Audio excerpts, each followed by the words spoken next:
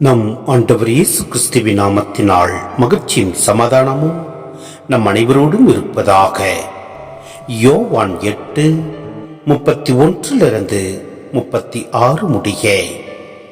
இயேசு தம்மை நம்பிய யூதர்களை நோக்கி, என் வார்த்தைகளை நீங்கள் தொடர்ந்து கடைபிடித்து வந்தால் உண்மையில் என் சீடர்களாய் இருப்பீர்கள், உண்மையை அறிந்தவர்களாயும் இருப்பீர்கள், உண்மை உங்களுக்கு விடுதலை அளிக்கும் என்றார்.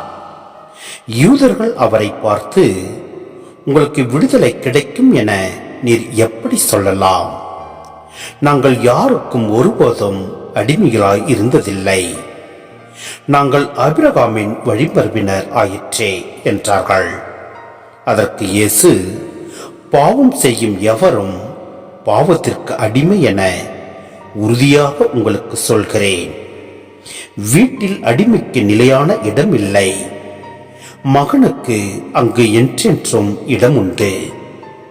மகன் உங்களுக்கு விடுதலை அளித்தால் நீங்கள் உண்மையில் விடுதலை பெற்றவர்களாய் இருப்பீர்கள். சிந்தனை: நாங்கள் ஒருபோதும் அடிமைகளாய் இருந்ததில்லையே என யூதர்கள் கூறுவது வியப்பாயிருக்கிறது. ஏனெனில் ஏறக்குறைய எப்போதுமே அவர்கள் அடிமைகளாகவே இருந்தனர். எகிப்தியர்கள், அசிரியர்கள், பாபிலோனியர்கள், பாரசீகர்கள், ரோமியர்கள் என ஏறக்குறைய எல்லா அண்டை நாட்டவர்களுக்கும் அவர்கள் அடிமைகளாகவே இருந்தனர். எனினும் அவர்களுடைய தற்பெருமையின் காரணமாக அவர்கள் இவ்வாறு கூறுகின்றனர். ஆனால் நம் ஆண்டவர் அவற்றை சிறிதும் பொருட்படுத்தாமல் பாவ நிலையை குறித்தே கூறியிருப்பதை நாம் பார்க்கின்றோம். ஆம், பாவம் செய்யும் எவரும் பாவத்திற்கு அடிமை என இங்கு உறுதியாக நம் ஆண்டவர் கூறுகின்றார். நாம் அனைவரும் பாவ நிலையிலிருந்து அடிமைகளாய் வாழ்ந்து வருகின்றோம்.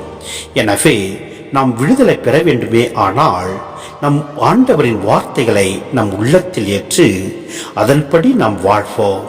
எல்லாம் அல்ல இறைவன் நம்மை நிறைவாய் ஆசீர்வதித்து விடுவிப்பார். ஆமென்.